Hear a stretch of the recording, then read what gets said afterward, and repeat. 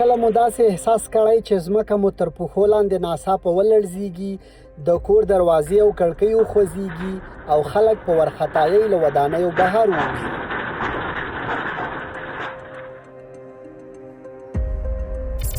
موږ د مزارداري هغه ځای ته راغلو چې کوم ځای کې نو ګڼ کورونه د زلزلې له امله راپرېوتي وو. افغانستان کې د زلزلې ټپیانو درملنې لپاره زمین لرزه پای هم دقایق پیش غرب افغانستان را تکان داده. زلزله کله ناکله یوازې یو کمزوری ټکان وي، خو ځینې وخت په څو ثانیو کې ودانۍ نړوي، لارې بندوي، غرونه ښویوي او د زرګونو انسانانو ژوند له خطر سره مخ کوي. موږ پاس په چت باندې ودو، په څلورم چت باندې ودو او د شپې 12 بجې دغه وشو زلزله، او زلزله یو دم چې وشوله ټکان یې زیات و، یو دم کور لاړ او یو مې لور د لاس ورکړه، شهیده شوه، یوه لور مې مشره لور مې وه او 2 دانې پکې زخمي وشو. خو زلزله ولې پېښېږي؟ د ځمکې لاندې څه روان وي؟ ولې په افغانستان کې زلزلې ډېرې کېږي؟ او د زلزلې پر مهال باید څه وکړو؟ په دې ویډیو کې به د امریکا د جیولوجیکي سروې ادارې او د طبیعي پیښو پر وړاندې د چمتووالي د رسمي ادارو د معلوماتو پر بنسټ په ساده ژبه دا موضوع وڅېړو. د ځمکې دننه څه دي؟ که څه هم ځمکه موږ ته یوه لویه نه خوځېدونکې پدیده ښکاري، خو د ځمکې دننه مواد په بشپړ ډول ساکن نه دي. ځمکه له څو مهمو طبقو جوړه شوې ده. د ځمکې لومړۍ طبقه یا قشر هغه بهرنۍ برخه ده چې انسانان ژوند پرې کوي.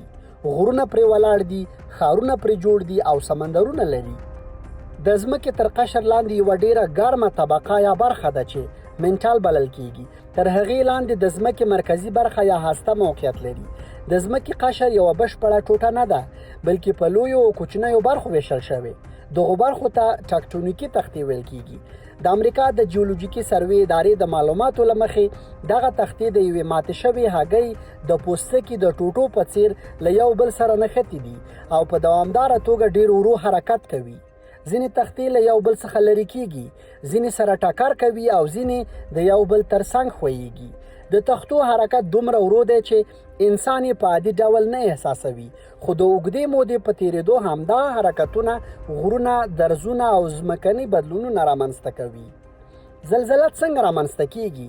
کله چې ټکټونیکي تختې حرکت کوي، د ځمکې د قشر ډبرې هم غواړي له خپل ځایه وخوځېږي، خو د ډبرو د ځمکې د ناهموارۍ او اصطکاک له امله د ځمکې ځینې برخې بندې پاتې کېږي. تختې خپل حرکت ته دوام ورکوي، خو بندې شوې ډبرې نشي خوځېدای.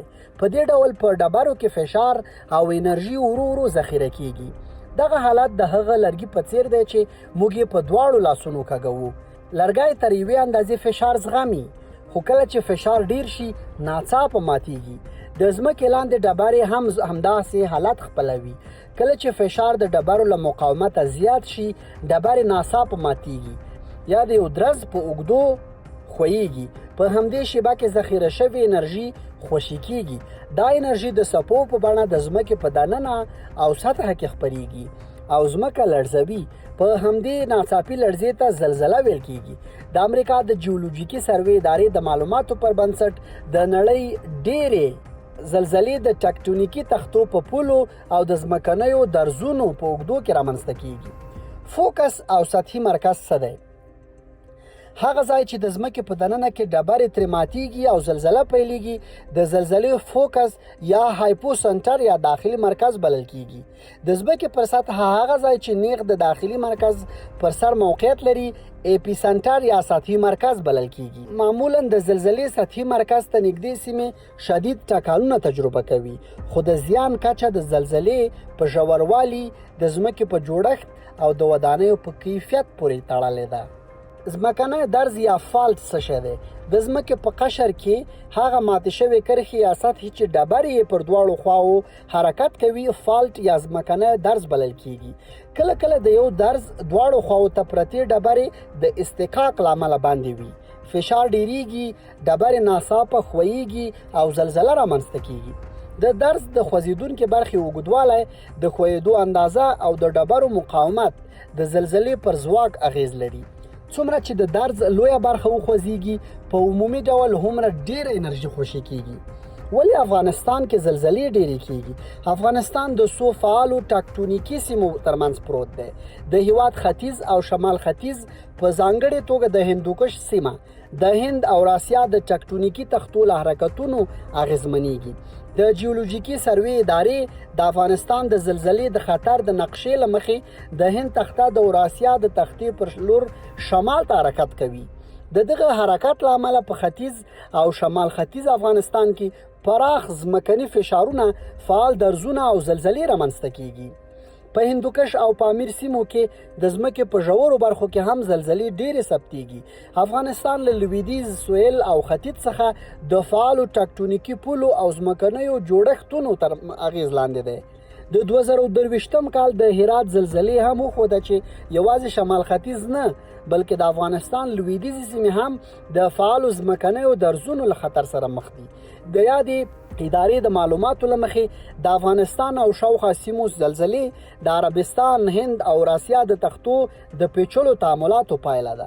د زلزلې څپې کله چې د ځمکې لاندې انرژي خوشې شي په بېلابېلو څپو بدلیږي. دغه څپې د ځمکې له دننه او د هغې پر سطحه حرکت کوي. د امریکا د جیولوژیکي سروې اداره کاږي چې د زلزلې څپې په 4 اساسي ډولونو ویشل شوي. 2 ډوله یې د ځمکې له دننه تیریږي او 2 نورې د ځمکې پر سطحه حرکت کوي. لومړی څپې د پی یا لومړنیو څپو په نوم یادیږي. دا څپې ډبرې مخکې او شاته ټېل وهي او تر نورو څپو چټکې دي. له همدې امله د زلزلې ثبتولو مرکزونو ته تر ټولو مخکې رسیږي. دویم ډول د اس یا ثانوي څپو په نوم یادیږي. دا څپې ډبرې څنګ ته خوځوي او د پی څپو په پرتله ورو دي. وروسته سطحي څپې را رسیږي. سطحي څپې ځمکه پورته، ښکته او څنګونو ته خوځوي او ودانیو ته سخت زیان رسولی شي. په ځینو هیوادونو کې د زلزلې د لومړني خبرداري سیستمونه د پی څپو له چټک کشفه استفاده کوي.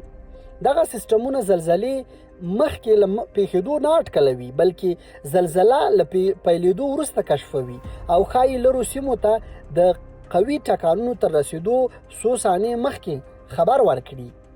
ولې ځینې زلزلې ځواکمنې او ځینې کمزوري وي؟ د زلزلې د ځواک او زیان اندازه په څو عواملو پورې تړلې. لومړی عامل د خوشې شوې انرژي اندازه ده. څومره چې د ځمکې لویه برخه ماته یا وخوځېږي زلزله هم هومره لویه کیدای شي. دویم عامل د زلزلې ژوروالی دی. سطحې ته نږدې زلزلې په ډیرو مواردو کې شدید ځمکنی حرکت رامنځته کوي ځکه څپې سطحې ته د رسېدو لپاره لږ واټن وهي. دریم عامل له زلزلې د سیمې واټن دی.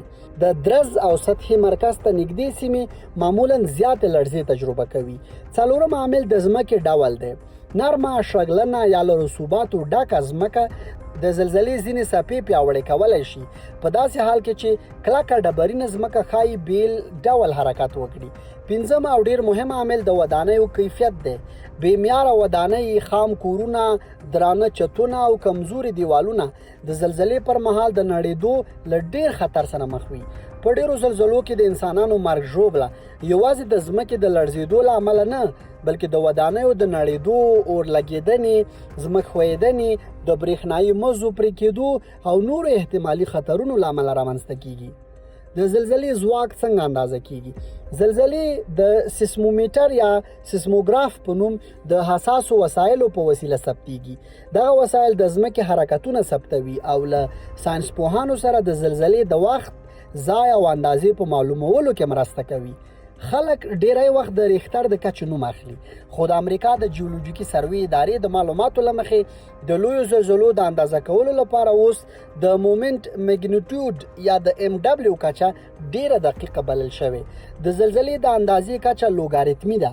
دا معنی لري چې د اندازې د هر یوې درجې په لوړېدو سره په سیسموګرام کې ثبت شوی حرکت نږدې 10 برابره زیاتیږي او خوشې شوې انرژي شاوخوا 12 برابره لوړیږي. یعنی د 2 درجې زلزله له 4 درجې زلزلې څخه یوازې لږ قوي نه ده بلکې شاوخوا 12 برابره ډیره انرژي خوشې کوي. مخکینی او وروستنی ټکانونه کله کله له یوې لویې زلزلې مخکې په هماغه سیمه کې کوچنۍ زلزلې پېښېږي. دغو ته مخکینی ټکانونه یا فوروشاکونه ویل کېږي. خو ساینسپوهان یوازې هغه وخت پوهیږي چې یو ټکان مخکینی و کله چې وروسته له هغې یوه لویه زلزله رامنځته سي. له اصلي زلزلې مخکې په ډاډ سره نه سو ویلی چې یو کوچنی ټکان به حتما د لویې زلزلې لامل شي. له اصلي زلزلې وروسته نور ټکانونه هم رامنځته کیدای شي چې وروستنیز ټکانونه یا آفټر شاکونه بلل کیږي. دغه ټکانونه ښایي زیانمنې سوې ودانۍ ونړوي، نو خلک باید له اصلي زلزلې وروسته هم احتیاط وکړي. آیا زلزله مخکې له مخکې د اټکل وړ ده؟ د امریکا د جیولوژیکي سروې ادارې د معلوماتو پر اساس تر اوسه هیڅ ساینسپوه نه دی توانېدلی د یوې لویې زلزلې دقیقه ورځ، ساعت، ځای او اندازه په باوري ډول مخکې له مخکې اعلان کړي. ساینسپوهان کولی شي د پخوانیو زلزلو، فعالو درزونو او ټکټونیکي حرکتونو پر بنسټ د یوې سیمې اوږدمهاله خطر او احتمال محاسبه کړي، خو د زلزلې دقیقه شیبه نشي ټاکلی. کله کله خلک د حیواناتو غیر عادي چلند، د اوبو بدلون یا کوچني ټکانونه د لوی زلزلې نښې بولي، خو دا ډول نښې په منظم او باوري ډول له زلزلو سره نه تکراریږي، نو علمي وړاندوینه پرې نشي کېدی. له همدې امله د زلزلې د دقیق اټکل پر ځای تر ټولو اغېزناک کار چمتووالی، د ودانیو پیاوړتیا او عامه پوهاوی دی. د زلزلې پر مهال څه وکړو؟ د Ready.gov د خوندیتوب د لارښوونو له مخې که د زلزلې پر مهال په ودانۍ کې یاست، 3 مهم کارونه وکړئ. ځمکې ته ټیټ شئ، پناه واخلئ او ټینګ ونیسئ. لومړی خپل لاسونه او زنګونه پر غولي یا ځمکه ولګوئ څو د ټکانونو له امله ونه لویږئ. دویم تر میز یا بل کلک شي لاندې ننوځئ. که نږدې څه نه وي، یوې خوندي ډډې ته ودرېږئ. پر سر مو لاسونه ونیسئ. کړکیو، الماریو او درنو وسایلو ته نږدې مه درېږئ. دریم د میز پښه ټینګه ونیسئ او تر هغه په خپل ځای پاتې شئ چې ټکانونه ودرېږي. که بهر یاست، له ودانیو، دیوالونو، ونو او برېښنایي مزو لرې خلاص ځای ته لاړ شئ. که په موټر کې یاست، موټر یو خوندي ځای کې ودروئ. د پلونو، لوړو ودانیو او برېښنایي مزو ترڅنګ مه درېږئ او د ټکانونو تر درېدو په موټر کې پاتې شئ. له زلزلې وروسته د ګاز د پایپونو لیکې، اور، د برېښنا پرې شوو مزو او زیانمنو ودانیو خطر ته پام وکړئ. زیانمنې ودانۍ ته بیرته مه ننوځئ او وروستنیو ټکانونو لپاره چمتو اوسئ. هره کورنۍ باید د احتمالي بیړني حالت لپاره یوه بسته ولري چې پکې د څښاک اوبه، وچ خواړه، څراغ، اضافي بیټرۍ، لومړنۍ طبي مرستې، اړین درمل، راډیو او د مهمو اسنادو کاپي موجودې وي. پایله: زلزله د ځمکې د متحرک جوړښت یوه طبیعي پایله ده. د ځمکې ټکټونیکي تختې په دوامدار ډول حرکت کوي. کله چې د ډبرو ترمنځ فشار زیات او ناڅاپه خوشې شي، انرژي د څپو په بڼه خپریږي او ځمکه لړزوي. افغانستان د فعالو ټکټونیکي سیمو او ګڼو ځمکو درزونو له امله د احتمالي زلزلو له جدي خطر سره مخ دی. موږ د زلزلې مخه نشو نیولی او نه یې دقیقه شیبه اټکلولی شو، خو د معیاري ودانیو، علمي معلوماتو، عامه پوهاوي او مخکیني چمتووالي له لارې زیانونه کمولی سو. په یاد ولرئ، زلزله ښایي یوازې څو ثانیې دوام وکړي، خو زموږ مخکینی چمتووالی د انسانانو ژوند ژغورلی شي. که دا ویډیو درته ګټوره وه، له خپلو ملګرو او کورنۍ سره یې هم شریکه کړئ څو نور خلک هم د زلزلې د لاملونو او د ځان ساتنې له لارو چارو خبر شي.